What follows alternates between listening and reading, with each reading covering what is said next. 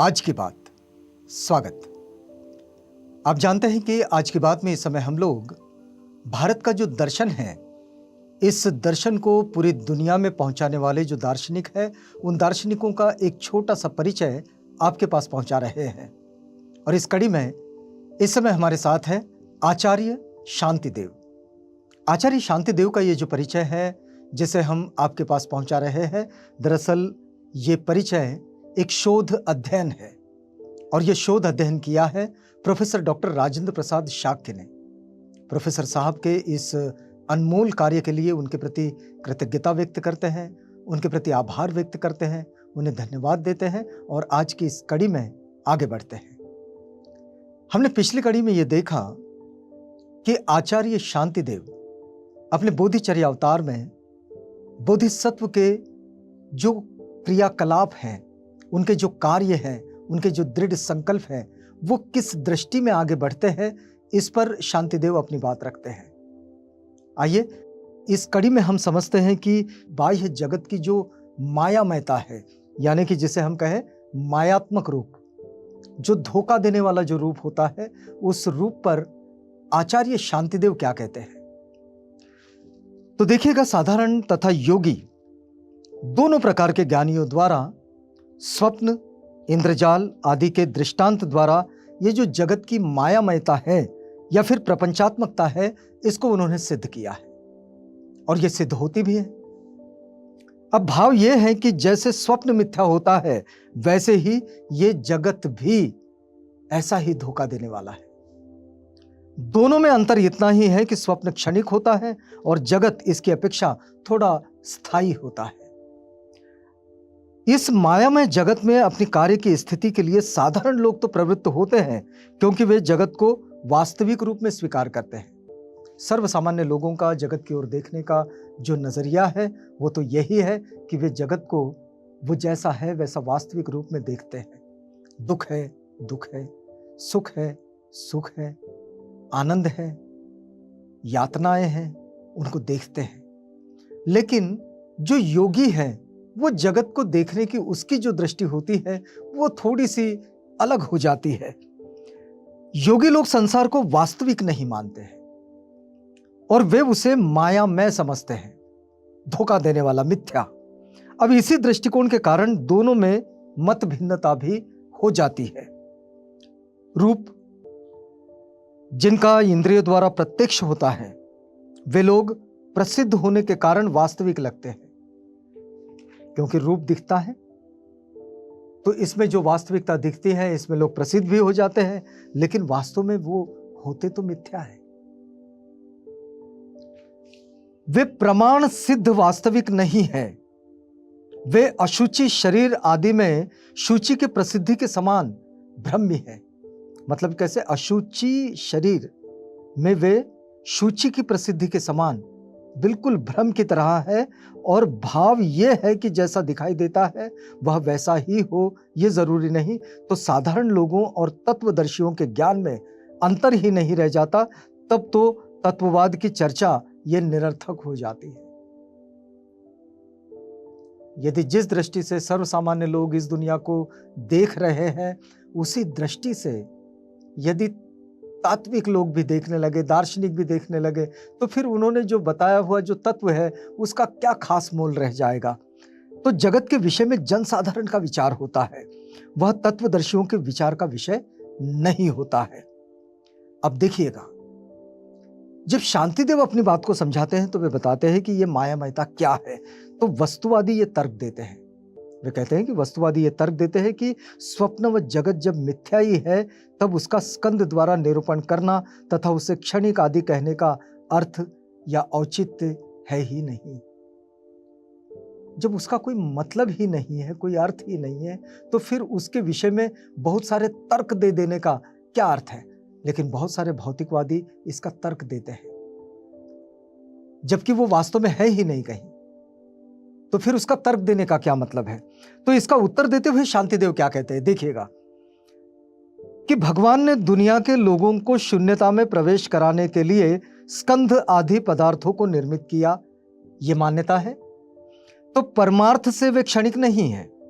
तब प्रश्न ये उठता है कि परमार्थ से तो क्षणिक नहीं, वरना समृद्धि से तो वे क्षणिक होते ही है। जब वे समृद्धि से क्षणिक होते हैं तो फिर वो परमार्थ में क्षणिक हो चाहे ना हो। साधारण लोग वस्तु की क्षणिकता को नहीं जानते, क्योंकि समृद्धि से पदार्थ अनेक क्षण में हमें स्थिर दिखाई देते हैं। क्योंकि चीजों के बनने का ये जो सिलसिला है, इस सिलसिले में चीजें हमें स्थिर दिखाई देती है, लेकिन स्थिर होती तो नहीं है।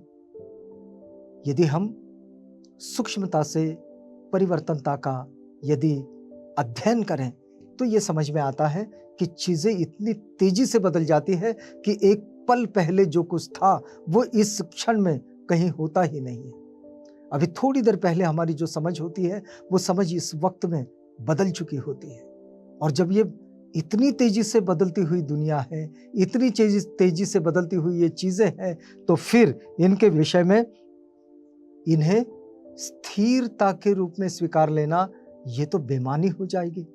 लेकिन चीजें हमें उसके सातत्य में, क्योंकि उसके जो समृद्धि है उसके कारण हम ये समझ नहीं पाते कि ये चीजें बदल रही है, वो हमें स्थिर दिखाई देती है। परंतु योगियों के लिए ऐसा कोई दोष प्रतीत नहीं होता और इसलिए वे इस संसार को मायामय कहते हैं।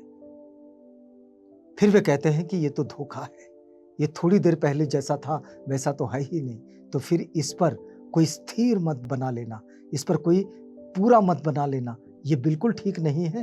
क्योंकि ये संसार ही जब पूरा बना नहीं है तो फिर इसमें बना हुआ मत ये कैसे पूरा हो सकता है।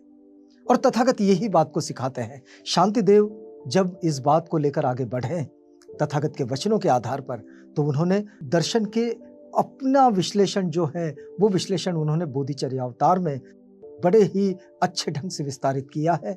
बोधिचर्यावतार ये आचार्य शांतिदेव का बड़ा ही महत्वपूर्ण ग्रंथ है।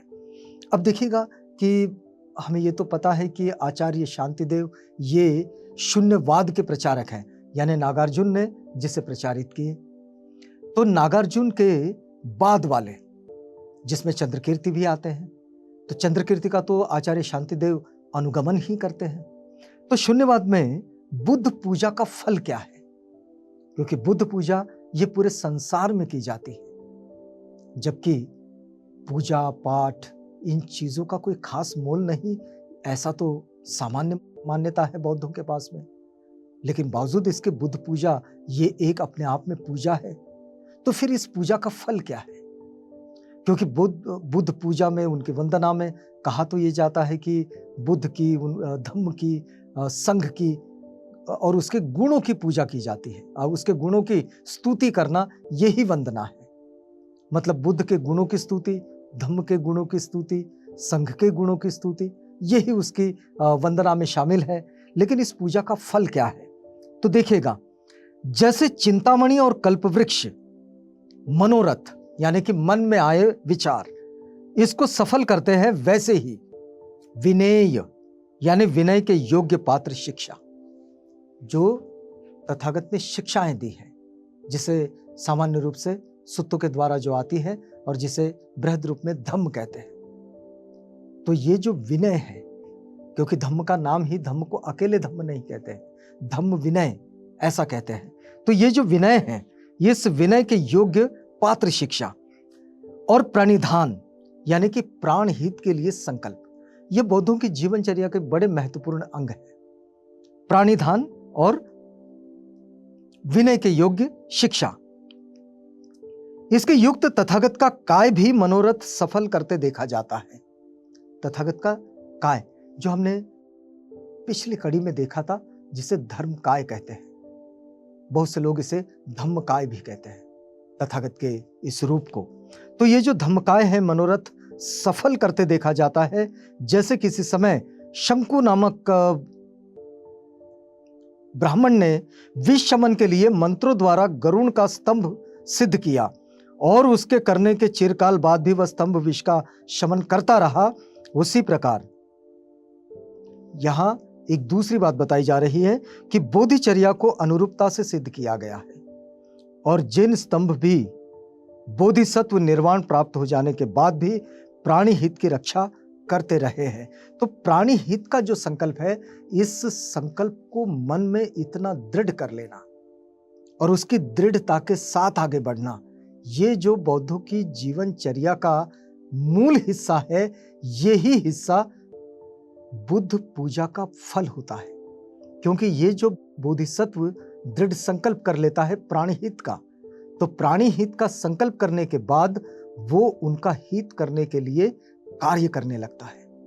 और जब वो कार्य करता है तब वो सफल भी होता है, क्योंकि उसका संकल्प बड़ा दृढ़ होता है, क्योंकि वो अपने कार्य के प्रति बड़ा समर्पित होता है। और बोधिसत्व उसकी समर्पितता को लेकर आता है उसके अपने शील और प्रज्ञामय रूप से, उसके अपने करुणामय हृदय से, और इसलिए उसका ये समर्पण बड़ा मजबूत हो जाता है। तो इस मजबूती के साथ जब वो निकलता है तो निश्चित रूप से उसके पास में सफलता आती है। अब यहाँ एक प्रश्न उठता है कि केवल प्रतिमा या स्तूप के रूप में की गई बुद्ध की पूजा कैसे फलदायक हो सकती है? भाई, एक बात तो हुई कि बोधिसत्व ने संकल्प किया और संकल्प करके वो आगे बढ़ा। तो संकल्प करके आगे बढ़ेगा, कुछ काम करेगा, प्राणी हित के लिए वो कुछ क्रियाएं करेगा, कुछ कर्म करेगा, तो फिर उसे सफलता मिलेगी। लेकिन ये जो केवल प्रतिमा या फिर स्तूप के रूप में की गई बुद्ध की जो पूजा है, ये कैसे फलदायक हो सकती है? तो इस सवाल का हम लोग जवाब ढूंढेंगे, लेकिन अगली कड़ी में आचार्य शांतिदेव इसी बात को आगे बढ़ाएंगे। तो आचार्य शांतिदेव का ये जो विश्लेषण है, इसी विश्लेषण को हम इसी प्रश्न के साथ अगली कड़ी में शुरू करेंगे। अब हमें इजाजत दीजिएगा, क्योंकि ये वक्त अब पूरा होता है।